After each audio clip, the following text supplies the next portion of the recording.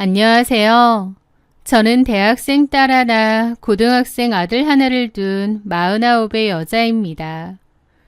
현재는 남편과 이혼 후 홀로 아이들을 키우고 있어요. 남편과는 20년 넘게 살아오면서 큰 문제는 없었습니다. 저는 제 결혼 생활에 만족을 했고 남편도 그렇다고 생각했어요. 그래서 이혼이라는 게 내 인생에 있을 거라고 생각 못했고 이혼을 겪을 때 많이 힘들기도 했는데요.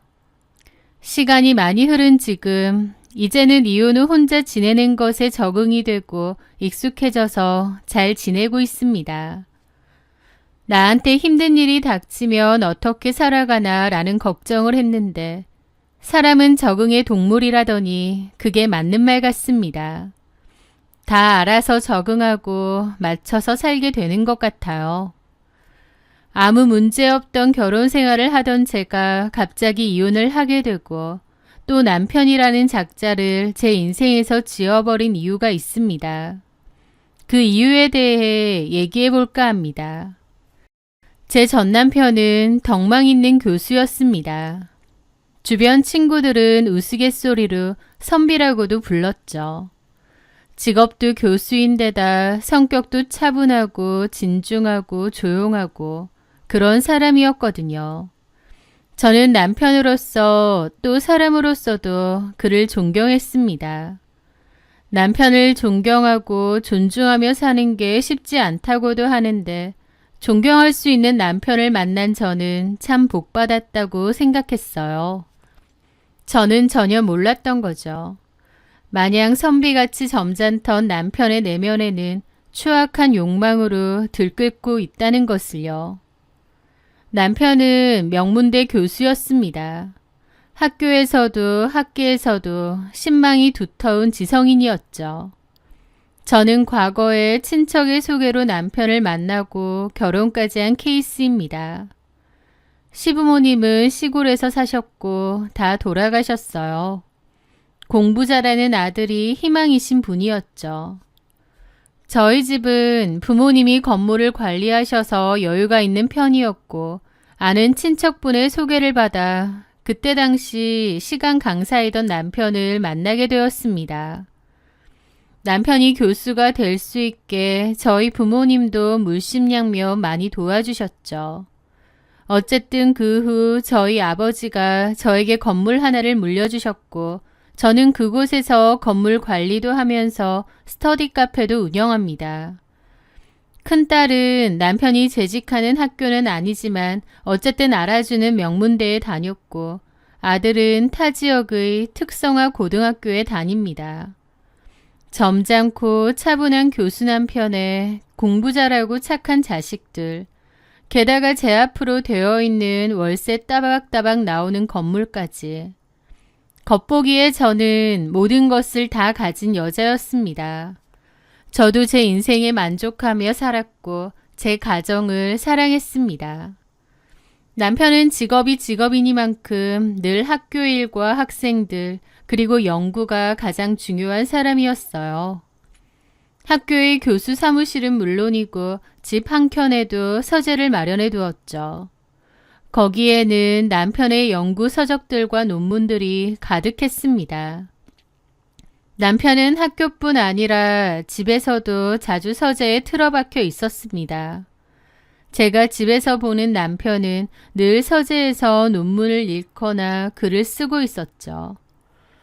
남편은 집에서도 일을 했고 늘 바쁜 사람이었습니다. 남편의 서재는 마치 그의 인격 그 자체인 것처럼 반듯하고 단정해 보였습니다. 저는 종종 지인들에게 우리 남편은 딱 학자 스타일이에요 라고 말하기도 했죠. 주변에서 교수 남편 재미없어서 어떻게 사냐, 맨날 공부만 하고 도대체 무슨 재미로 사느냐고 하기도 했습니다. 골프나 등산 등 활동적인 취미를 즐기는 다른 남편들과 달리 제 남편은 그런 활동적인 취미조차도 안 했으니까요. 게다가 살가운 애정 표현이나 유머 감각과도 거리가 먼 사람이었습니다. 조용하고 감정 표현도 잘 없었고요. 물론 사람 자체는 그렇게 재미있고 즐거운 사람이 아니에요. 하지만 저는 그런 남편의 모습조차도 사랑했습니다. 부부 사이에 가장 중요한 것은 서로에 대한 존중과 신뢰라고 생각하는데 남편과 저는 뜨거운 사랑은 아닐지라도 서로의 지성과 삶을 존중하는 동반자라고 생각했으니까요. 저는 학자로서의 남편을 깊이 존경했고 남편의 평온한 세상을 지켜주는 것이 아내인 저의 역할이자 내조라고 생각했습니다. 그렇게 잔잔한 호수 같은 평화가 저희의 삶이라고 믿던 어느 주말이었습니다. 그날 저는 볼일을 보고 집에 돌아왔는데요. 딸은 약속이 있어서 나갔고 아들은 기숙사 생활을 하기에 주말에도 자주 안 올라왔습니다. 그래서 주말에도 주로 남편과 저만 있었죠. 저는 남편이 먹을 만한 간식거리를 사와서 들어왔는데 남편은 서재에 있는 1인용 소파에서 잠이 들어있더라고요. 주로 서재에서 지내는 남편은 일을 하다가 책상에서 엎어져 잘 때도 많았어요. 그래서 제가 남편을 생각해 푹신한 1인용 리클라이너 소파를 놓아두었거든요. 그 후에 남편은 연구를 하다가도 피곤하면 거기에 앉아 자주 자곤 했죠. 그날도 남편은 안경을 코에 걸친 채 그 소파에 앉아 잠이 들어 있었습니다. 저는 담요라도 하나 덮어줄까 하고 주변을 살폈는데 문득 보니 책상 위가 지저분하더라고요. 남편이 아마 출출했던지 빵을 꺼내 먹은 것 같은데 책상 위에 빵 부스러기가 가득한 겁니다. 저는 서재 한편에 놓아둔 물티슈를 꺼내 책상 위를 닦아주었습니다. 그러다가 제 팔꿈치가 마우스를 툭 건드렸습니다. 그와 함께 절전 모드였던 컴퓨터 화면이 탁 하고 켜졌어요. 바탕화면은 우리 네 가족이 활짝 웃고 있는 사진이었죠. 그런데 화면에 폴더 하나가 열려져 있었는데요. 그 폴더 안에 들어있던 사진들은 배경화면인 저희 가족 사진과는 전혀 어울리지 않는 그런 사진들이었습니다. 바로 처음 보는 낯선 여자의 사진이었거든요. 사진은 대여섯 장 정도 되었습니다. 이게 누구지 싶어 한 장을 눌러서 크게 봤는데 끼케야 20대 초중반으로 보이는 여자 사진이 뜨는 겁니다. 굉장히 미인이고 화장이 짙었죠. 그런데 이 여자가 누군데 남편이 보고 있었을까 싶고 좀 황당하더라고요. 왜냐면 사진 속 그 여자는 앳돼 보이는 얼굴과 달리 몸에 딱 붙는 원피스를 입고 있던가 아슬아슬하게 짧은 미니스커트 차림으로 다리를 꼬고 찍은 사진도 있었어요. 사진은 무슨 스튜디오에서 찍은 것 같았는데 옷들이 노출이 심하고 과감한 겁니다. 게다가 마지막 사진은 야외 수영장에서 찍은 노출 있는 비키니 차림이었고요. 그걸 보는 저는 그 자리에 얼어붙었습니다. 황당하더라고요. 남편이 집에 혼자 있을 때 이런 사진들을 몰래 보고 있었다고 싶었습니다. 늘 고전과 논문, 딱딱한 학술 서적만 들여다보고 있는 줄 알았는데 제가 없는 시간에 몰래 이런 젊은 여자 사진들을 보고 있었다뇨. 진짜 황당 그 자체였습니다. 남편과 20년 살았지만 그런 모습은 처음 본 거죠. 저는 곤히 잠든 남편의 얼굴을 돌아봤습니다. 평온해 보이는 그의 얼굴과 이 사진들이 너무 안 어울리더라고요. 하지만 저는 황당한 기분을 애써 누르고 마우스를 움직여 조용히 화면을 끄고 서재를 나왔습니다. 솔직히 와이프인 제 입장에선 다른 여자 사진을 보고 있는 게 좋을 수는 없는데요. 또 한편으론 그냥 이해했습니다. 왜냐면 교수이기 이전의 남자니까 젊고 예쁜 여자 사진 볼 수도 있지라고 생각했거든요. 아마 그 사진 속 여자는 제가 잘 모르는 연예인이나 모델인 것 같은데 남편도 호기심에 본 게 아닌가 싶었습니다. 남편이 무슨 18살 사춘기 남자아이도 아니고 제가 이런 걸로 호들갑 떠는 것도 말이 안 됐죠. 또 남편도 어쨌든 남자니까 젊고 예쁜 여자한테 눈길이 갈 수도 있는 거고 이런 사진 볼 수도 있다고 생각했습니다. 무슨 포르노 사진 같은 것도 아니고 그냥 노출이 조금 있는 옷을 입은 여자 사진이었으니까요. 솔직히 나이도 있는 남편이 조금 주책이라는 생각이 없진 않았지만 연예인이나 모델 사진 몇 장 다운해서 본 걸로 괜히 남편과 얼굴 붉히고 싶지도 않았습니다. 그리고 제가 이걸 얘기하면 남편도 너무 부끄러울 것 같았습니다. 남편의 자존심과 체면을 지켜주기 위해 모른 척하기로 했던 거죠. 한편으론 남편도 저런 걸 보는구나 라는 생각 정도 있었긴 했지만 별다른 문제까지는 아니었습니다. 저희가 한창 깨가 쏟아지는 신혼기간도 아니고 그런 걸로 질투할 나이도 아니고요.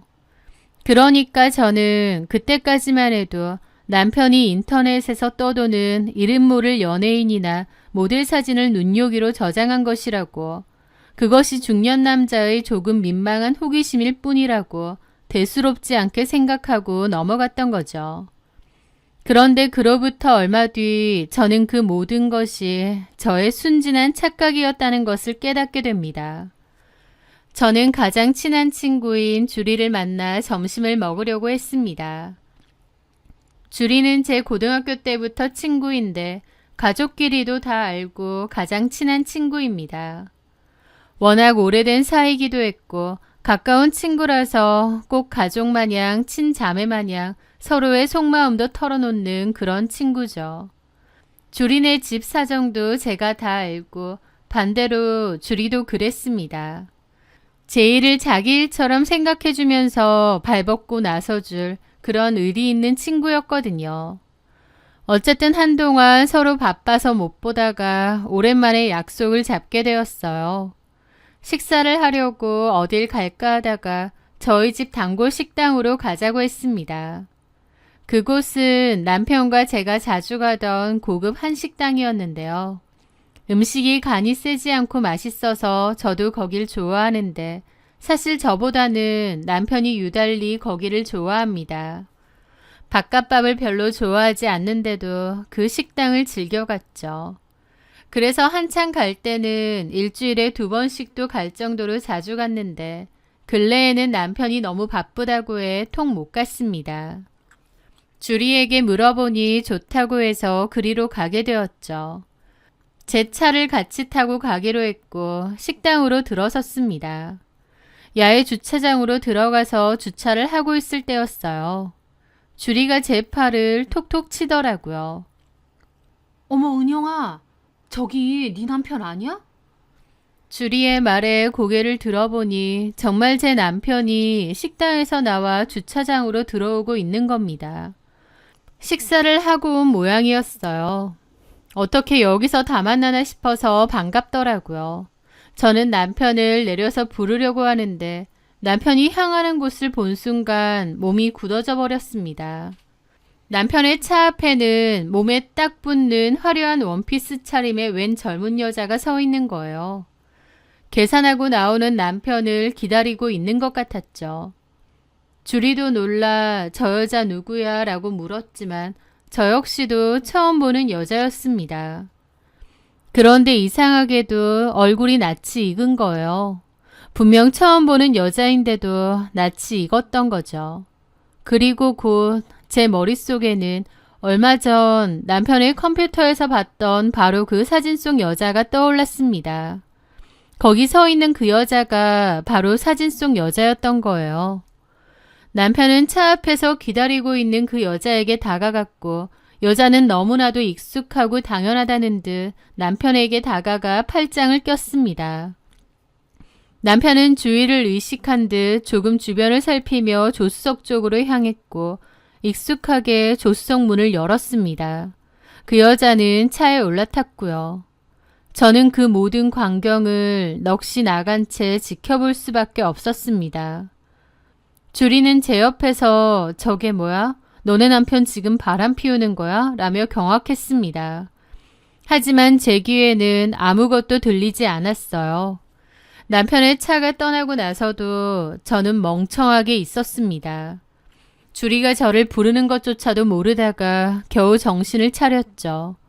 주리는 이게 다 뭐냐고, 저 여자 누구냐고, 저보고 아는 여자냐는 겁니다.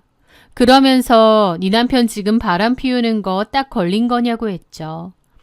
그러면서 지금이라도 시동 걸고 따라가재요. 아직 놓치지 않았을 거랍니다. 하지만 멍해진 저는 아니라고, 이미 갔을 거라고 그랬죠. 주리는 다시 한번 저 여자 누구냐고, 혹시 아는 사람이냐고 물어보더라고요. 저보다 주리가 더 흥분하고 화가 난 듯 했습니다. 주리의 물음에 저는 겨우 대답을 했습니다. 얼마 전 남편의 컴퓨터에서 저 여자의 사진을 봤었다고. 연예인이나 모델 사진을 본 건 줄 알았는데 저 여자를 만나고 있으니 너무 황당하다고요. 그 말에 주리도 놀라더라고요. 세상에, 그럼 연예인이나 모델 사진을 본 게 아니라 상간녀 사진을 보고 있었다는 거야? 집에서? 니네 남편 미친 거 아니니? 주리 입에서 상간녀라는 말이 나오니 머리가 띵해지더라고요. 저는 넋이나가 허둥지둥 남편에게 전화를 걸려고 했어요. 물어봐야 했거든요. 그런데 주리가 식겁하며 저를 말리더라고요. 너 뭐 하는 거야? 저 여자 누군지, 왜 같이 차 타고 가는지 남편한테 물어봐야지. 야, 잡을 거면 아까 현장을 잡았어야지. 이제 와서 전화해서 물어본다고? 그럼 네 남편이 옆에 여자 있어 그러겠어? 그럼 어떡하지? 너 정신 차려. 우리 언니 알지? 우리 언니가 형부 외도질할 때 증거도 없이 난리치다가 오히려 의부증환자 취급받았던 거 기억 안 나? 그것 때문에 조카들 양육권도 못 갖고 오고 정신병원 입원할 뻔했잖아. 형부, 아니 그 자식이 얼마나 악랄하게 나왔는데. 주리의 말에 저도 기억이 나더라고요. 전에 주리가 자기 언니인 주연이 언니 얘기를 해주었거든요. 주연이 언니 남편이 바람이 났고 언니가 정말 마음고생을 많이 했다고 했습니다.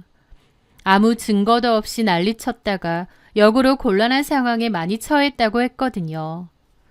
주리가 그때 저한테 그 일을 얘기하면서 분통 터져 했던 게 기억이 나는 겁니다.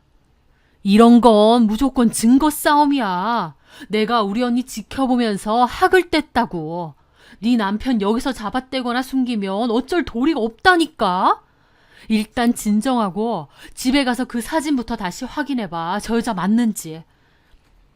저는 주리의 조언대로 집에 돌아오자마자 남편의 서재로 달려갔습니다. 하지만 다운로드 폴더는 텅 비어 있었어요. 남편이 그새 모든 사진을 지워버린 겁니다. 아마 원래 지웠어야 될 사진인데 그때 실수로 남겨둔 것 같고 그걸 제가 본 모양이었죠. 그 사진이 없는 걸 안 순간 진짜 바람이 맞구나. 그 여자가 상간녀였구나 싶어서 온몸에 힘이 풀려 그 자리에 주저앉을 뻔했습니다. 내가 그토록 믿고 의지했던 남편이 이럴 수가. 그 충격은 이루 말할 수가 없더라고요. 그날 밤 주리에게서 다시 연락이 왔습니다. 은영아, 내가 우리 언니한테 네 얘기했더니 언니가 너랑 꼭 한번 얘기하고 싶대. 너한테 해줄 얘기가 많다고. 너 우리 언니 한번 만나볼래? 그 말에 저는 알겠다고 했습니다. 남편이 바람을 피는 것 같긴 한데 뭘 어떻게 해야 할지 혼란스럽기만 했거든요. 이런 상황을 겪어봤고 잘 아는 주연이 언니의 얘기를 들어봐야 했죠. 그렇게 다음날 조용한 찻집에서 주연 언니를 만나게 되었습니다. 몇 년 전 한창 이혼 소송 때문에 고생하던 언니를 봤을 땐 정말 파리하고 힘들어 보였는데 몇 년 사이에 언니는 차분해져 있고 눈빛부터가 달라져 있더라고요. 큰일을 겪어서인지 초연한 느낌도 들고요. 언니는 저를 위해 자신의 경험담을 얘기해 주었습니다. 좋은 일로 만나야 되는데 이런 일로 다 보게 됐네. 잠은 좀 잤어? 아니요. 얼굴이 안 좋다. 남편한테 티는 냈어? 아니요. 주리가 그렇게 하지 말라고 해서 최대한 티를 안 내려고 하는데 모르겠어요. 뭐가 뭔지. 그렇지. 혼란스럽지. 너도 주리한테 내 얘기 들었겠지만 나도 내 전남편이 그런 인간인 줄은 꿈에도 몰랐어. 알고 보니 회사 여직원이랑 10년 동안 거의 살림을 차렸더만. 나는 여태까지 내가 나름대로 촉이 좋고 눈치가 빠른 사람인 줄 알았는데 세상에 내가 10년 동안이나 남편이 그러고 다닌 걸 까마득히 몰랐던 거야. 남편에 대한 배신감도 배신감인데 내가 너무 한심하고 바보 같아서 미치겠더라고. 어떻게 남편이 10년이나 그것도 같은 회사 여직원. 나도 얼굴 잘 알고 있는 여자 말이야. 둘이서 무슨 부부 마냥 그러고 다녔다는데 내가 그걸 감쪽같이 모를 수 있을까 싶어서 자책이 엄청나더라고. 언니도 진짜 많이 힘드셨겠어요. 말도 못하지. 한 달 만에 살이 6kg가 빠져버리고 머리가 뭉텅뭉텅 빠지더라. 그래서 어떻게 하셨는데요? 처음에 나도 이런 일이 처음이니 어쩔 줄 모르잖아. 그저 남편 족치고 내가 다 한다고 난리쳤어. 그때 나는 증거도 있었고 남편이 한 번만 봐달라고 싹싹 빌더라고. 그 여자랑은 당장 끝낼 거라고. 나도 애들 생각해서 이혼은 하기 싫었거든. 그래서 남편 믿고 눈앞에서 증거를 다 없애줬어. 그때는 그게 가정을 지키는 일이라고 생각해서 그랬던 건데 나중에 내 발등 제대로 찍은 거지. 증거도 없겠다. 나중에는 되려 내가 의부증 환자라고 적반하장으로 나오면서 나 정신병원에 쳐넣으려고까지 하더라. 그 미친 인간이. 그때 얼마나 기막히고 억울한지. 나도 잘못했던 거지. 증거를 좀 남겨두고 그렇게 했어야 하는데 그런 일이 처음이라 어리석었던 거야. 내가 너무 분통이 터져서 그 여자 찾아가서 머리채를 잡고 때렸는데 오히려 폭행으로 고소당해서 벌금까지 냈다니까. 네? 정말요? 그때 진짜 알겠더라. 증거가 무조건 중요하구나. 얼마나 억울하고 화가 나는지 콱 죽어버리고 싶을 정도였는데 애들 때문에 참은 거야. 그때 생각하면 지금도 자다가도 벌떡벌떡 일어나. 나는 몰라서 그런 일 겪었기 때문에 은영이 너는 그런 실수하지 말라고 내가 만나자고 한 거야. 언니는 과거의 본인 이야기를 허심탄회하게 털어놓으면서 저를 진심으로 걱정해 주었습니다. 저는 같은 실수를 하지 말라고 하는 언니가 너무 고맙더라고요. 하지만 저는 증거가 없는데 어떻게 증거를 얻을 수 있냐고 물었습니다. 그랬더니 언니가 그러더라고요. 내가 그때 별짓 다 해봤거든. 나 혼자서 증거 얻어보려고 용을 썼는데 잘 안 되더라고. 그냥 사람 쓰는 게 제일 확실하고 깔끔해. 내가 어설프게 증거 모은다고 하다가 걸리는 바람에 의부증 환자로 몰리고 나중에 소송에서도 불리할 뻔했거든. 차라리 남편한테는 아예 모르는 척 포커페이스 유지하면서 뒤에서 싹 조사하는 게 낫다니까. 내가 그 인간들 때문에 이런 쪽으로 박사가 됐잖아. 그러면서 언니는 자신이 그때 이용했던 믿을 만한 심부름 센터가 있다고 했습니다. 주연 언니는 심부름 센터조차도 사기가 많아서 몇 번 당하고 겨우 찾은 곳이라고 하더라고요. 언니가 힘들게 알아본 곳인데 저한테 쉽게 알려줘서 고마웠죠. 언니는 어쨌든 여기 연락해서 만나보고 상담을 해보라고 했습니다. 언니가 같이 만나줄 수도 있다고 했죠. 그런데 저는 마음 한구석엔 그래도 바람이 아닐지도 모른다. 모텔도 아니고 그냥 식당에서 같이 나온 것뿐이니까 라는 헛된 희망도 있었어요. 그때까지도 저는 남편을 믿었던 거죠. 말도 안 된다는 걸 알면서도 이혼은 하기 싫었기에 그런 믿음을 가졌던 것 같습니다. 하지만 저는 남편의 진실을 알기가, 그 판도라의 상자를 열기가 겁이 났던 것 같아요. 그 사이에 주리가 연락이 왔고 저는 이런 제 심정을 솔직하게 얘기했습니다. 주리는 제가 결정할 일이라고 하면서도 그래도 확인을 해야 나중에 후회가 없지 않겠냐고 했죠. 결국 저는 수십 번의 망설임 끝에 주연 언니에게 연락을 했습니다. 그리고 남편에 대해서 알아보기로 했어요. 제발 그 모든 것이 제 오해이기를 바라면서요. 그렇게 저는 언니에게 연락을 했고 그 사람을 직접 만났습니다. 저에게 있었던 일을 얘기해줬고 남편에 대한 필요한 정보도 넘겨주었습니다. 그 사이 남편에게는 최대한 티내지 않으려 했는데 한 집에서 살면서 그러는 게 쉽지 않더라고요. 몇 번이나 남편에게 솔직하게 말하라고 따지고 싶은 걸 겨우겨우 참았습니다. 어쨌든 그렇게 지옥 같은 2주 정도의 시간이 흘렀을 때였습니다. 주연 언니에게서 전화가 왔습니다. 은영아, 오늘 자료 받기로 한 날이지? 마음 단단히 먹고 나와. 주리도 같이 오려면 오고. 마음을 단단히 먹으라는 주연 언니의 말에 저는 각오를 좀 했습니다. 생각보다 남편과 그 젊은 여자가 아주 깊은 불륜 관계였을지도 모르겠구나 라고요. 보통 사이가 아니니 주연 언니도 저보고 마음을 먹으라는 건 줄 알았죠. 하지만 그때까지도 저는 가정을 지켜야 한다는 생각이 강했습니다. 그래도 아이들을 위해서 이혼은 하지 말자. 그 여자와 끝을 내게 하고 남편에게 사과받고 돌아오게 만들자라는 생각이 강했죠. 그런데 약속 장소에 나가고 먼저 앉아서 흥신소 직원과 얘기를 나누고 있던 언니는 저에게 이렇게 말하는 거예요. 차라리 내 전 남편처럼 상간녀 하나랑 그런 게 낫겠더라. 네 남편은 더 미친놈이야. 네? 이게 뭔 소린가 싶더라고요. 상간녀 하나라니요. 어리둥절한 저에게 그 흥신소 직원이 조사한 내용을 얘기해 주었습니다. 굉장히 충격적인 사실이었어요. 그 직원은 여러 장의 사진을 꺼냈습니다. 여자들 사진이었는데요. 제 남편의 상간녀하고는 다른 여자들이었어요. 그런데 사진 분위기가 제가 남편 컴퓨터에서 봤던 그 여자의 사진과 비슷했습니다. 같은 스튜디오에서 찍은 사진들 같았죠. 이게 다 뭐예요? 그 직원이 그러더라고요. 저희도 이번에 알게 됐는데 서울 강남에서 암암리에 성행하는 VIP들만 상대하는 스폰서 기획사에 등록되어 있는 여자들 명단이에요. 네? 뭐라고요? 저는 제대로 못 알아들었습니다.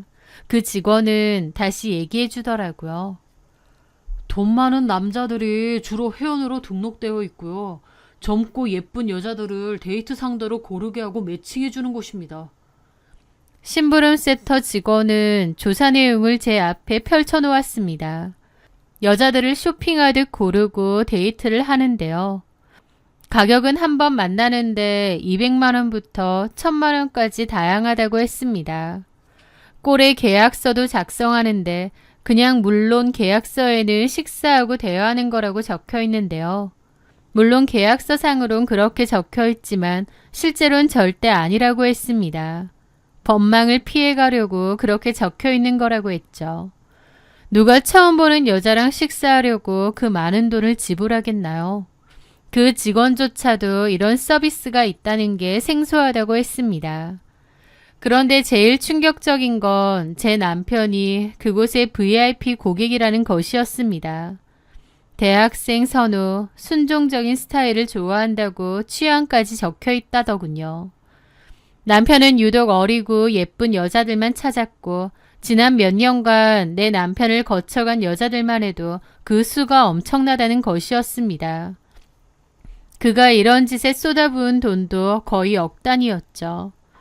심지어 지금 만나는 그 여자 전에는 갓 20살짜리 여대생도 만났다고 했습니다. 제가 제일 경악했던 게 이 부분이에요. 제가 사진으로 봤던 그 여자는 26살이었고 그전에는 20살짜리도 만났다는 겁니다. 20살이라니 이제 갓 대학에 들어간 제 딸이 20살입니다. 말 그대로 딸 같은 아이들과 돈으로 추악한 관계를 맺고 있었다니 그것도 한둘이 아니라니 쇼핑하던 여자를 고르고 그런 관계를 즐겨왔다니 너무나 큰 충격에 숨조차 쉴 수 없었습니다. 차라리 한 여자랑 불륜짓을 하는 게 더 나을 거라는 주연 언니의 말이 무슨 말인지 알겠더라고요. 유명 드라마 대사처럼 사랑에 빠진 게 죄는 아니잖아 그러면서 불륜짓거리 하는 인간이 차라리 인간적이기라도 하죠. 이건 무슨 물건 고르듯 입맛대로 사람을 고르고 돈으로 사고 파는 거잖아요.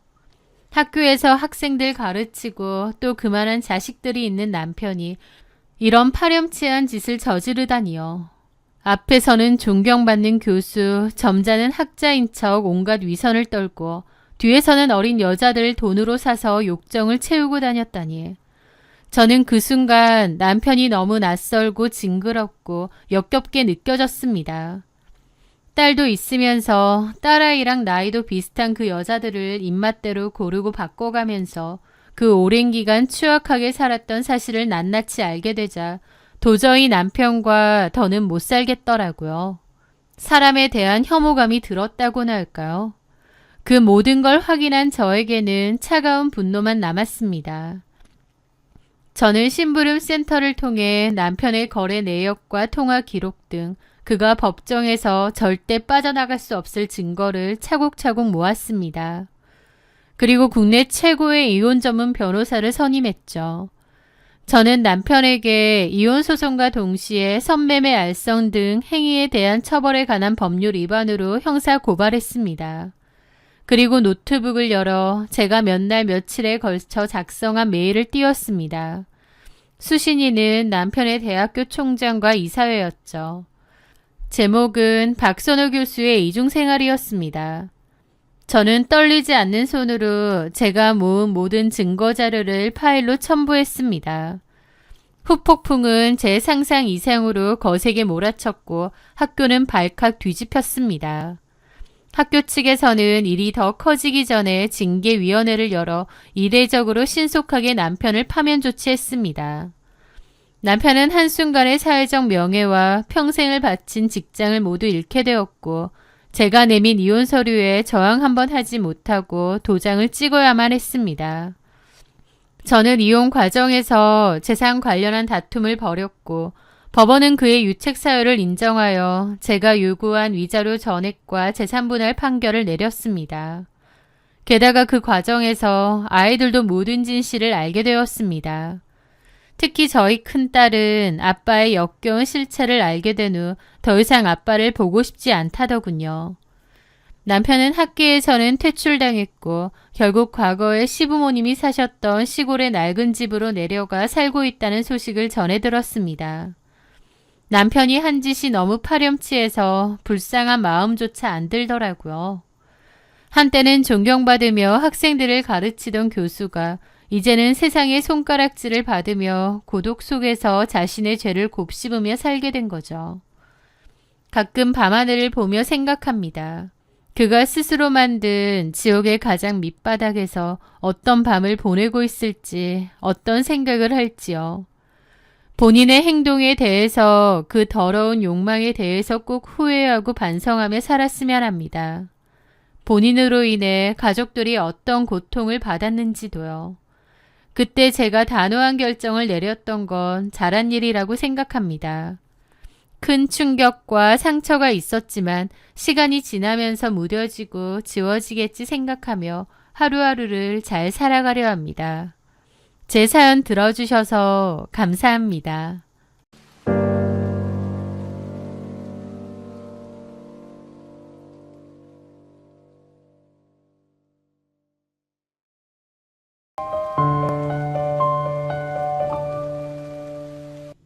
안녕하세요. 저는 현재 11살 아들을 혼자 키우며 살고 있는 싱글맘입니다. 살다 보면 참 여러 인연들과 만나고 또 헤어지는 것 같아요. 어떤 인연은 나에게 참 좋고 도움이 되기도 하고 또 어떤 인연은 내 인생에서 지워버리고 싶을 만큼 안 좋은 기억을 남기기도 하죠. 또 어떤 인연은 처음에는 너무 좋았는데 나중에 알고 보니 치가 떨리는 최악의 악연이 되기도 하는 것 같습니다. 물론 그 반대도 있겠지만요. 그 여자를 처음 만났을 때 동양 사람인데다 말도 잘 통했습니다. 그래서 무난하게 잘 지낼 수 있는 동네 친구 정도로 생각했어요. 전혀 몰랐습니다. 그 일로 인해 제 인생이 아예 달라질 줄은요.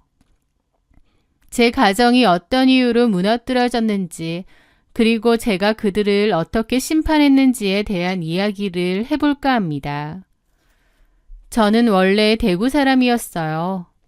그러다가 학교 때문에 경기도로 올라왔고 그 후 직장을 다니면서 정착을 하고 살았습니다. 그러다가 남편을 만나게 되었어요. 1년의 연애 끝에 결혼했고 아이도 낳고 그렇게 자리를 잡고 살았죠. 그 과정에서 저는 회사를 그만두었고 전업주부가 되었습니다.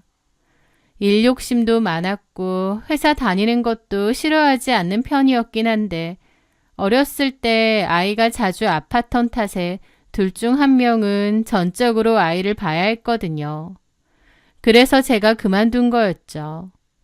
아이는 지금 그때 자주 아팠던 게 무색할 만큼 너무 건강하고 씩씩하게 잘 자라고 있습니다. 운동을 잘하고 특히나 축구를 잘하고 많이 해서 까무잡잡한 피부에 건강한 그리고 개구진 아이죠. 어쨌든 저는 소담하지만 행복한 가정을 꾸리고 살고 있었습니다. 5시 50분이 되면 저는 매일 아파트 정문으로 향했는데요. 제 아들 주연이의 학원 차량을 기다리기 위해서였죠. 주연이는 그때 영어 학원을 다니고 있었고 6시 10분이 되면 도착하거든요. 그때 당시 9살이었던 주연이는 자기 혼자 집에 들어갈 수 있다고도 했는데 그래도 제 눈에는 아직 어리고 걱정되더라고요. 그래서 제가 매번 나갔습니다. 또 그 김에 겸사겸사 마트도 갔다 오고 장을 보고 오기도 하고요. 그날 역시도 학원차가 도착하기를 기다리며 아이를 마중 나갔습니다. 보통은 저 혼자 있는데 그날따라 제 옆에 처음 보는 한 여자가 서더라고요. 선한 인상의 여자였고 학원 차량 기다리는 엄만가 보다 하고 말았습니다. 잠시 후 학원차에서 제 아들 주연이가 내리는데 그날따라 혼자가 아니고 한 친구와 제잘거리며 내리는 거예요. 처음 보는 친구였습니다. 아들은 저에게 왔고 그 옆에 친구는 제 옆에 서 있던 여자에게 가더라고요. 그 아이의 엄마인 듯 했죠. 저희 아들은 저에게 그 아이를 소개해 주었습니다. 엄마, 얘는 형우야, 조형우. 나랑 같은 반이야. 전학 온 지 한 달 됐어. 아, 그래? 오늘부터 우리 학원 다닌대. 아, 그렇구나. 저는 아들 얘기를 듣고는 그 여자분을 바라봤습니다. 그 여자분은 웃더라고요. 저는 그 여자에게 물었죠. 안녕하세요. 네, 안녕하세요. 새로 이사 오셨어요? 네, 한 달 정도 전에요. 아, 그렇구나. 몇 동 사세요? 저 106동이요. 저는 104동인데 저희 앞동이시네요. 그 여자는 수줍게 고개를 끄덕이더라고요. 그렇게 가볍게 인사를 했고 아이들도 인사를 했습니다. 내일 학교에서 보자고요. 낯선 환경일 텐데도 제 아들과도 스스럼 없이 장난치고 활발한 모습이었습니다. 그렇게 집으로 왔고 저 형우라는 애랑 반에서 잘 지내느냐고 물었습니다. 저희 아이 말로는 한 달 전에 전화 왔는데 딱히 자기랑은 안 친했대요. 그런데 오늘 학원차를 같이 타더랍니다. 그래서 그 김에 이런저런 대화도 많이 하고 친해졌다고 했어요. 저는 새로운 친구니까 친하게 잘 지내라고 하고 말았죠. 그렇게 다음 날부터 아이를 데리러 가면 항상 형우 엄마가 있었습니다. 아이를 기다리면서 이런저런 대화를 나누게 되었는데 저보다는 2살이 어리다고 했고 남편은 화물 트럭을 운전한다고 했습니다. 다른 동네에서 살다가 아파트를 사면서 여기로 오게 되었다고 했죠. 그렇게 얘기를 하다가 제가 물었습니다. 원래 이 지역 분이세요? 그랬더니 형우 엄마가 그러더라고요. 아, 아니요. 원래는 대구 사람이에요. 그 말에 저는 눈이 동그래졌습니다. 정말요? 저도 원래 대구 사람이에요. 어머, 그러세요? 사투리를 전혀 안 쓰시길래. 저는 대학교 때부터 올라와서 여기서 지낸 지가 꽤 됐거든요. 반가워요. 대구 어디서 사셨어요? 같은 동양 출신이라고 생각하니 친밀감이 더 들고 반갑더라고요. 저희는 그날을 계기로 확 가까워졌습니다. 형우 엄마는 자신의 이름을 이서영이라고 했습니다. 저보고는 언니라고 불렀고 저는 서영 씨라고 불렀죠. 서영 씨도 전업주부라고 했고 아이 보내고 집안일 해놓고 나면 심심하다고 취미라도 배워야 될 것 같다고 했습니다. 저는 저희 집에 종종 놀러 오라고 했어요. 서영 씨도 처음엔 좀 낯을 가리나 싶었는데 막상 대화에 물 것 같으니 엄청 활발하고 괄괄한 성격이더라고요. 공통점이 많았던 저희는 급속도로 가까워졌습니다. 집도 가까웠던 데다 아이들끼리도 친하고 잘 지냈어요. 그래서 종종 같이 놀러 갈 때도 있었고 서로의 집에도 왕래를 많이 했습니다. 서영 씨의 남편은 집을 비우는 일이 잦다고 했어요. 그래서 저희 집에서 놀다가 다 같이 저녁 먹고 간 적도 많습니다. 나중에는 제가 원래 알고 지내던 다른 동네 친구 엄마들에게도 서영 씨를 소개해 주었어요. 그 엄마들도 아이들이 같은 학교를 다니거나 같은 아파트에 사는 엄마들이었죠. 아이들이 학교에 간 낮 시간에는 서로의 집에 모여 커피를 마시거나 밥을 먹는 경우도 종종 있었습니다. 만나면 교육 정보도 나누고 남편 흉도 보며 스트레스를 풀었어요. 그런데 서영 씨는 특히 저한테 많이 물어보기도 했습니다. 주연이 아버지는 어떤 분이냐, 어떻게 만났느냐 등등요. 물어봐서 제가 이런저런 얘기를 하면 어머 언니 부럽다. 우리 남편은 좀 무뚝뚝하다 라고 하더라고요.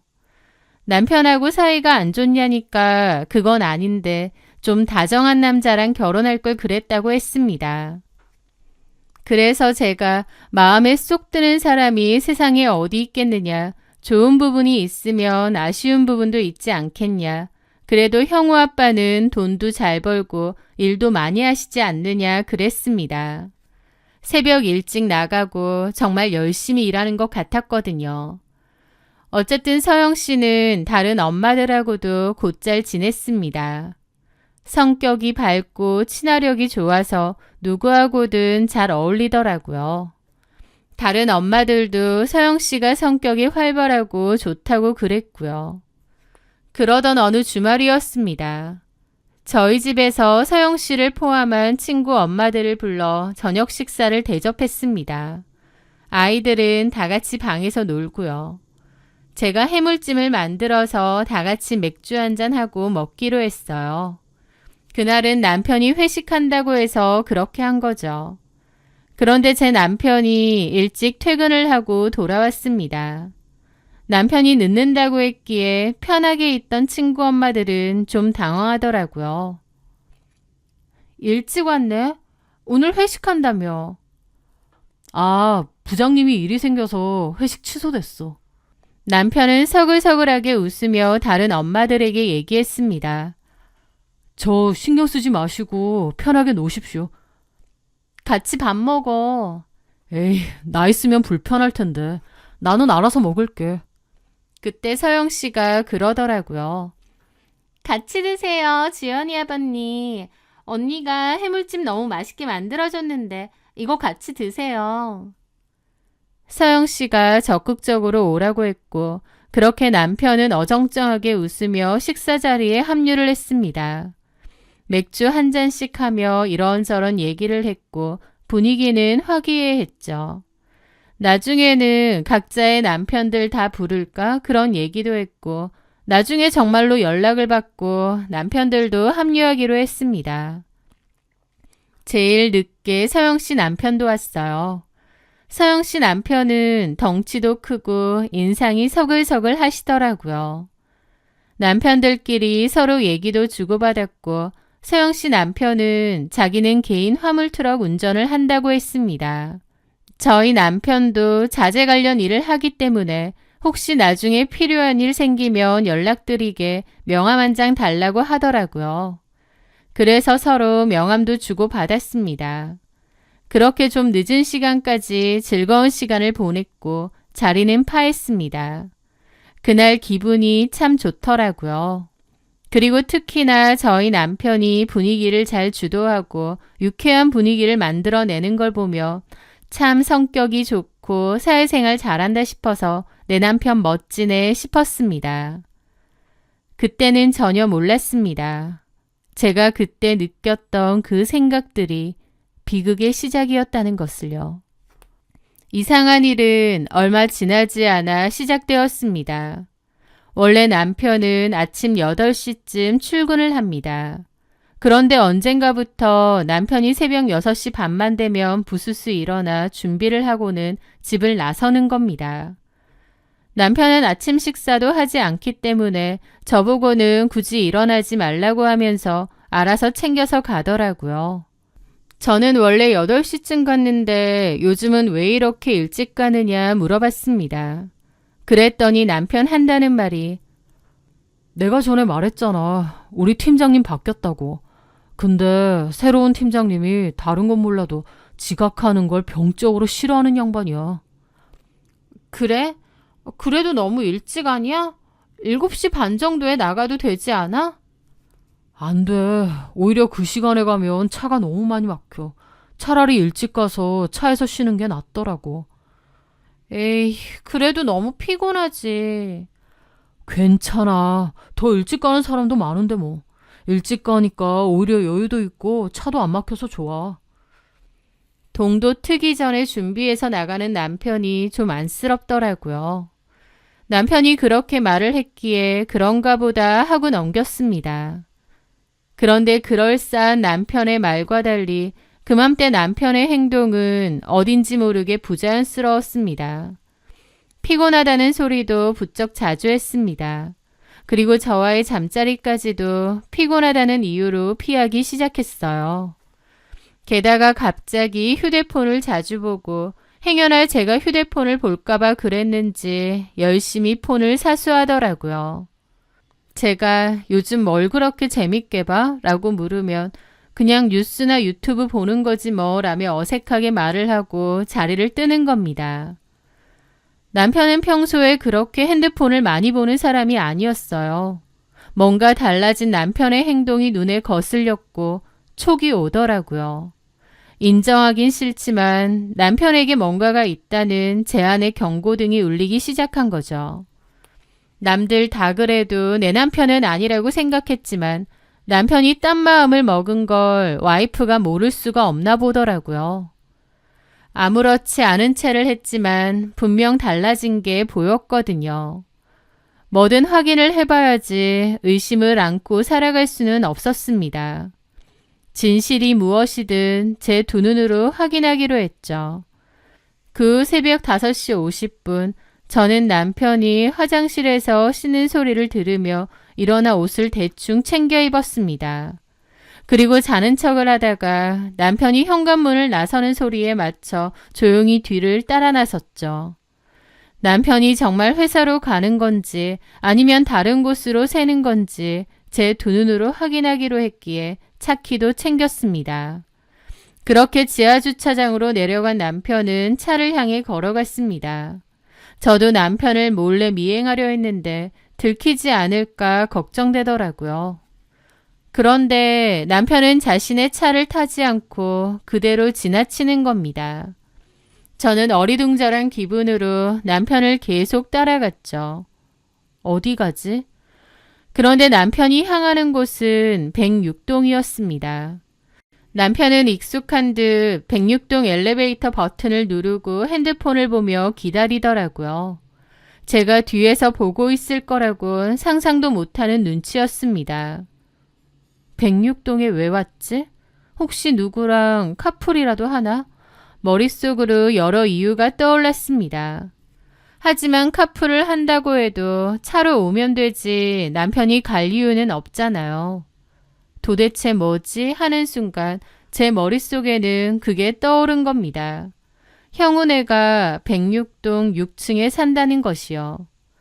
그 순간 너무 어이가 없고 설마 싶더라고요. 잠시 후 남편은 엘리베이터를 탔고 저는 숨을 죽인 채 남편이 몇 층으로 가는지 확인했습니다. 엘리베이터는 6층에서 멈추더라고요. 머릿속이 하얘졌습니다. 저길 남편이 왜 가? 저는 황급하게 계단으로 올라갔어요. 올라가는 내내 심장이 미친 듯이 뛰었죠. 그리고 형우네 집 현관문에 귀를 대보았습니다. 안에서는 아무 소리도 들리지 않았어요. 남편이 여길 왜? 그 고요함이 저를 더 미치게 만들더라고요. 저는 차가운 계단 구석에 쪼그려 앉아 이게 어떻게 된 상황일까 생각했습니다. 남편은 분명 올라갔는데 없어졌으니 저 집 안으로 들어간 건 확실했습니다. 이 새벽 시간에 도대체 형우네 집에 왜? 당장이라도 초인종을 누르고 나오라고 할까 하다가도 도대체 이 상황이 뭔지 이해가 잘 안 되더라고요. 그렇게 계단에서 멍하게 생각을 정리하는데 형우네 아빠는 새벽 일찍 나간다고 했던 서영 씨의 말이 떠올랐습니다. 설마 그 시간을 이용해서 내 남편이? 하지만 그게 말이 되나 싶었어요. 게다가 다른 거 다 떠나서 자식들이 친구 사이잖아요. 짐승들도 아니고 자식들도 다 얽혀 있는데 설마 싶었죠. 거기 있다 보니 남편이 진짜 올라간 건 맞는지 내가 뭔가 헛걸봤나 싶은 생각마저 들 정도로 현실 감각이 없었습니다. 얼마나 지났을까 아침 7시쯤이 되었을 때였어요. 602호의 현관문 잠금장치가 찰칵하고 풀리는 소리가 들리더라고요. 저는 숨을 멈추고 계단에서 몰래 지켜봤습니다. 문이 조용히 열리고 제 남편이 도둑마냥 주위를 살피며 그 집에서 조용히 나오는 것이었습니다. 그 모습을 다 지켜보는데 너무 기가 막히더라고요. 그 뒤로 잠옷 차림의 형우 엄마가 살짝 따라 나와 잘 다녀오라는 듯 남편의 뺨을 톡톡 치는 겁니다. 남편도 가보겠다는 말을 살짝 하고는 엘리베이터로 가더라고요. 저는 그 자리에서 완전 얼어붙었습니다. 충격이 너무 크면 사고가 정지되는가 봐요. 당장이라도 달려가서 이것들이 미쳤냐고 난리를 쳐도 모자랄 판이었지만 너무 놀란 나머지 온몸이 굳어 있었습니다. 제 남편이 친한 동네 친구 엄마네 집에서 나오고 그토록 익숙하고 다정하게 스킨십을 한다니요. 엄청난 충격과 배신감도 있지만 어떻게 둘이서? 라는 의문도 있었습니다. 제가 그러고 있는 사이 남편은 엘리베이터를 타고 내려가 버렸고 저는 한참이나 멍하게 있었어요. 집으로 터덜터덜 돌아와 정신을 차리니 그제야 분노가 치밀어 올랐습니다. 이렇게 바람이 난다고? 이게 정말 나한테 일어난 일이라고? 헛웃음이 나더라고요. 그 두 사람의 모습이 겹쳐지며 헛구역까지 났죠. 뭘 어떻게 해야 하나 싶었습니다. 남편의 불륜을 알고 나서의 제 마음은 완전 지옥이 되었죠. 이것들을 현장에서 잡아서 족쳐야 하는지 아니면 조용히 증거 수집해서 이혼하자고 해야 하는지 이혼은 하는 게 맞는지 선택해야 하는 게 너무 많았습니다. 머리가 깨질 것 같더라고요. 그날 하루 종일 아무것도 못하고 누워서 끙끙 앓았습니다. 아무 문제 없다고 생각했던 내 가정이 이렇게 박살나는구나. 기가 막히더라고요. 그렇게 아무것도 못하고 내내 누워서 울고 생각하고 그러고 있는데 정신 차려보니 어느새 6시가 넘었더라고요. 아이는 제가 안 오니까 그냥 혼자 들어왔고 그 사이에 서영 씨, 아니 그 망할년한테 문자가 온 겁니다. 언니, 왜 오늘 주연이 데리러 안 왔어? 내가 동 앞까지는 데려다 줬어. 어디 갔어? 아니면 아파요? 라고 아무렇지 않게 문자를 보냈는데 기함을 했습니다. 남의 남편 불러내서 새벽마다 그러고 있으면서 나한테 아무렇지 않게 언니? 뭐 진짜 이런 년이 다 있나 싶어 욕지거리가 튀어나오는 겁니다. 그 문자를 보고 저는 결심했죠. 내가 너랑 내 남편이랑 아주 개망신을 줄 거고 소송도 할 거다. 네 남편한테도 알릴 거고 네 자식한테도 알릴 거다라며 이를 바득바득 갈았습니다. 저는 최대한 아무렇지 않은 척을 하고 다음날 새벽 다시 남편의 뒤를 밟았습니다. 의문스러운 기분으로 남편을 쫓았던 전날과 달리 그날은 차가운 분노와 복수심만 들더라고요. 저는 어제와 똑같이 계단에 숨어 기다렸습니다. 분노로 온몸이 떨리고 이가 딱딱 물리더라고요. 저는 핸드폰을 꼭 쥐고 계단에서 기다렸고 잠시 후 문이 열리면서 남편이 나오는 소리가 들렸습니다. 저는 떨리는 손으로 그것들을 찍었어요. 제 남편은 자고 있는 형우가 신경 쓰이는지 집안을 살짝 살피더니 이서영과 살짝 키스까지 하는 겁니다. 어제보다 훨씬 대담해진 거죠. 아내 자식도 자고 있는데 진짜 미친 것들이구나 싶었습니다. 이를 깨물고 그것을 찍었고 녹화 종료 버튼을 누르는 순간 제 이성의 끈도 함께 끊어졌습니다. 저는 그대로 현관문으로 달려갔어요. 둘이서 꽁냥거리고 있다가 제가 들이닥치니 기함을 하더라고요. 그 둘의 얼굴에 떠오른 경악과 당혹감이 아직까지도 선명합니다. 저는 쌍욕을 퍼부으며 그 길로 남편 싸다기를 갈겼어요. 얼마나 분노했는지 풀스윙으로 남편 뺨을 3대나 휘갈겼습니다. 그 앞에서 이서영이 입을 떡 벌리더라고요. 남편은 저한테 뺨을 쳐맞는 와중에 진정 좀 하라며 빌었고 저는 이번엔 이서영의 머리채를 잡았습니다. 이서영은 그 와중에 지네 아들 깰까봐 걱정은 되는지 비명 한 번 안 지르고 문부터 닫는 겁니다. 문은 왜 닫아? 형우 목이 쪽팔리긴 해? 언니, 잘못했어요. 그러면서 저한테 머리가 잡힌 채로 무릎 꿇고 빌기 시작하는 겁니다. 그 와중에 남편은 저보고 머리채 놓고 얘기하라고 하고 있고 저는 남편도 확 떠밀었습니다. 이 더러운 것들아, 자식들이 친구인데 이러고 싶니? 이러고 싶어? 그러면서 한바탕 난리가 났고 옆집에서도 놀라서 문을 열고 쳐다보더라고요. 쪽팔린 건 아는지 남편이고 이서영이고 얼굴 가리고 있고요. 얼굴 가리면 뭐 하나요? 옆집 사람이니 다 알 텐데요. 저는 일단 씩씩거리며 어디 두고 보자고 니네 불륜으로 싹 소송할 거라고 동네에도 소문 다 날 줄 알라고 그랬습니다. 그렇게 저는 말리는 남편을 뿌리치고 계단으로 내려왔어요. 저도 제정신이 아니었고 온몸이 부들부들 떨렸죠. 그렇게 집으로 돌아오고 나서도 진정이 안 되더라고요. 잠시 후 남편이 불이 나게 들어왔고 오자마자 또 비는 겁니다. 자기가 미안하다고, 잘못했다고, 잠깐 어떻게 된 것 같다고요. 저는 남편을 보니 또 열받아서 머리고 등이고 어깨고 마구잡이로 때렸습니다. 펑펑 울면서요. 야, 이 미친놈아! 아들 친구 엄마랑 그러고 싶냐? 네가 인간이야? 새벽마다 그러고 그 집까지 좋아? 너나 그년이나 짐승들이야? 저는 울부짖었고 잠에서 깬 아이가 무슨 일이냐고 방으로 들어오더라고요. 남편은 허둥지둥 아무것도 아니라고 아이를 돌려보내고 제 앞에서 계속 빌고 저는 남편에게 나가라고 했습니다. 그날 정말 많이 울었던 것 같아요. 솔직히 이혼밖에 답이 없다고 생각했습니다. 그것들 동네방네 개망신 다 주고 나도 이혼하겠다고요. 하지만 아이가 너무 걸리더라고요. 그리고 저도 당장 이혼할 자신도 없기도 했습니다.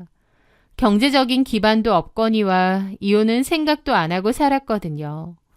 저는 그날 어떻게 해야 하나 울고 또 생각을 했습니다. 사실 이혼하려면 할 수도 있어요.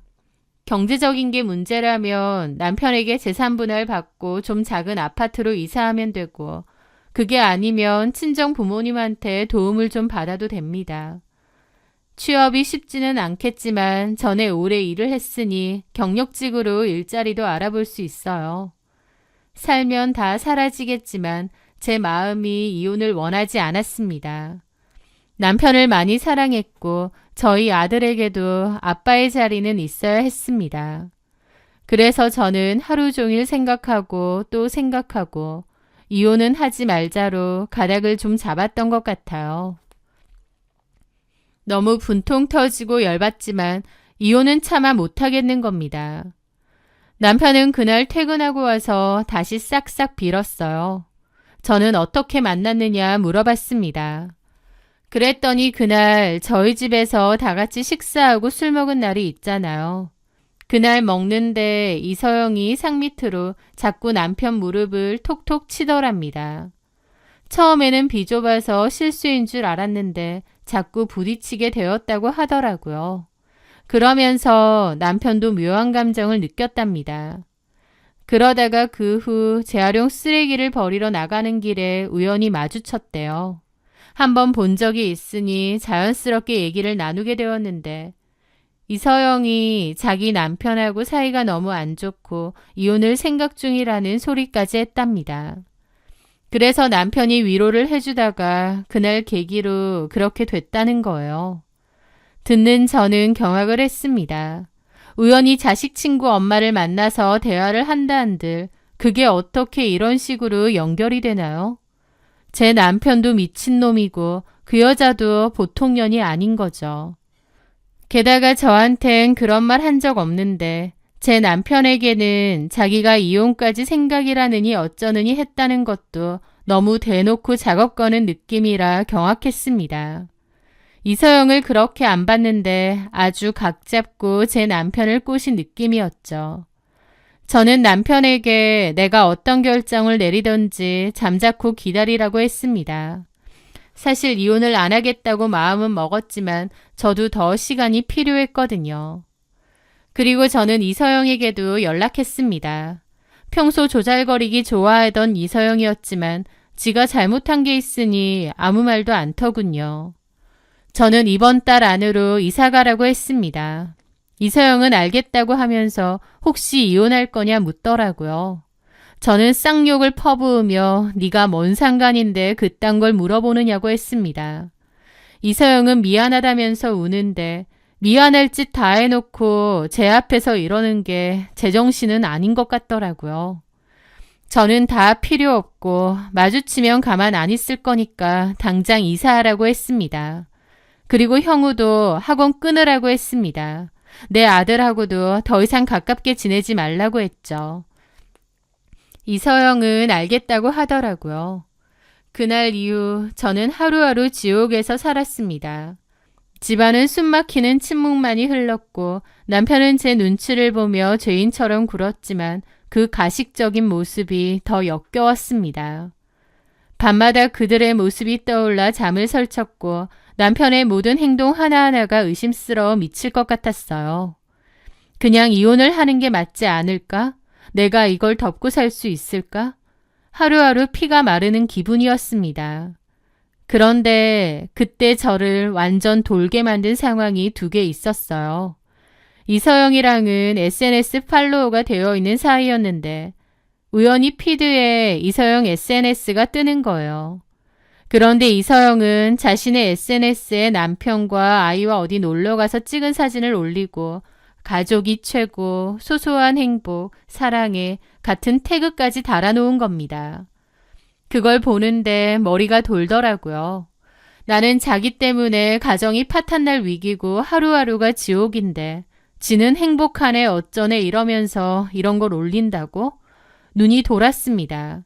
게다가 그맘때 컴퓨터로 남편 거래 내역을 확인해 봤는데 이서영한테 30만 원을 송금한 거예요.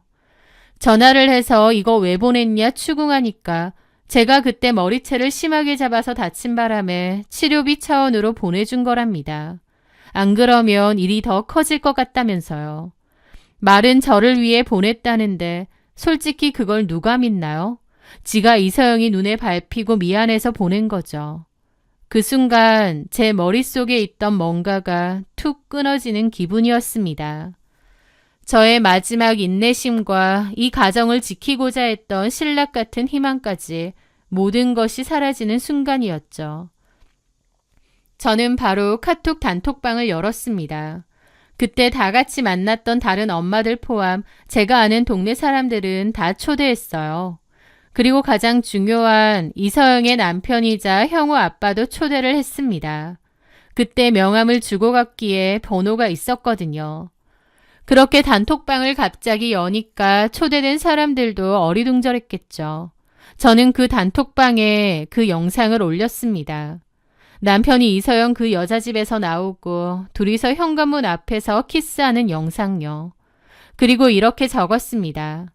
남편이 출근을 1시간 반이나 일찍 나가길래 몰래 따라가 봤더니 106동 형우 엄마네로 출근을 했더군요. 형우 아빠 일찍 나간다고 하더니 아침마다 제 남편 집으로 부르고 재미가 참 좋았나 봅니다.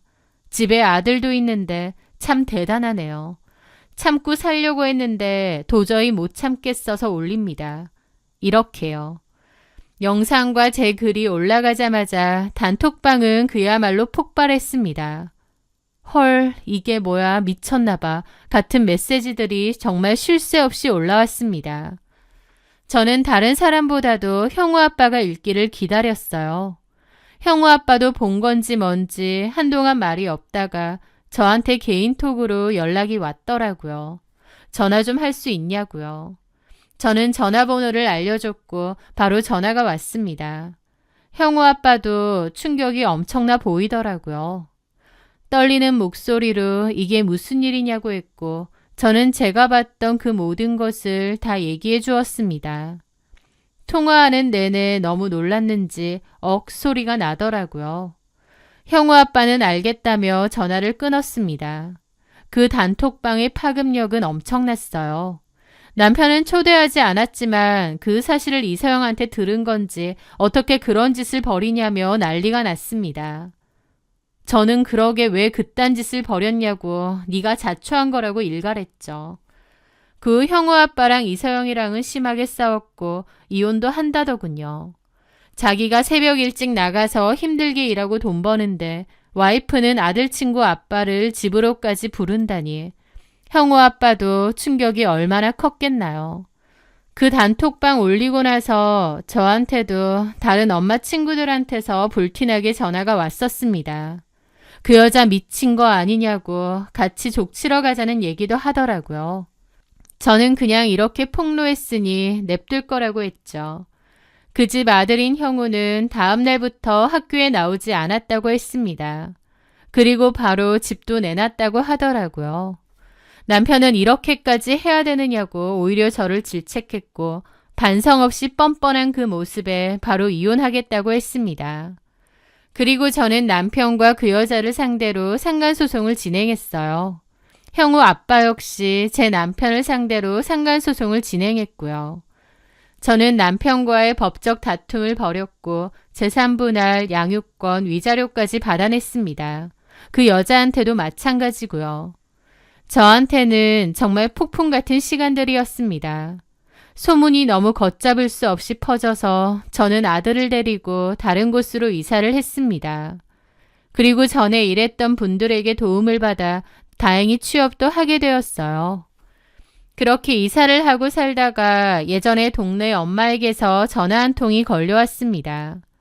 이서영에 대해서 들었다면서 이혼당하듯 위자료 다 뜯기고 고향으로 도망치듯 내려갔다고 했습니다. 저는 생각 같아선 이서영이 어딜 가든 쫓아다니며 그 영상이라도 콱 풀고 싶은데 어쨌든 그 여자도 이혼당하고 아들 뺏기고 그 집도 풍비박산 났다고 했으니 저도 여기에서 멈추려고요. 참 씁쓸합니다. 좋은 인연이라 생각했는데 그 둘의 헛짓거리로 인해 두 집안이 초토화가 되었으니까요. 그 양심 없는 것들은 자기들 잘못이라 생각 않고 제가 일을 너무 키웠다고 생각하겠죠. 하지만 이렇게 된 건 100% 다 그들이 자초한 일입니다. 왜냐면 제가 한 번의 기회를 줬음에도 남편은 그 여자에게 몰래 돈까지 보냈고 또 그 여자는 뻔뻔하게 자신의 행복을 과시했잖아요. 그들은 서로를 운명이라 믿었을지 모르지만 결국 서로를 파멸로 이끈 악연에 불과했던 게 아닌가 싶습니다. 그로 인해 많은 사람들이 상처를 받았고요. 그래도 시간이 약이라고 나중엔 저도 점차 무뎌지고 익숙해지더라고요. 그리고 저도 이제 과거를 돌아보며 분노하지 않으려 해요. 그들을 용서해서가 아니라 제 인생에서 완벽하게 소각시켜 버렸기 때문입니다. 썩은 동아줄이라도 붙잡고 사는 게 낫지 않나 싶어서 이혼하지 않으려고 했지만 지금은 그때 제 선택을 참 잘했다고 생각합니다. 앞으로 남은 인생 저희 아이와 함께 행복하고 씩씩하게 잘 살아가려 합니다. 제 사연 들어주셔서 감사합니다.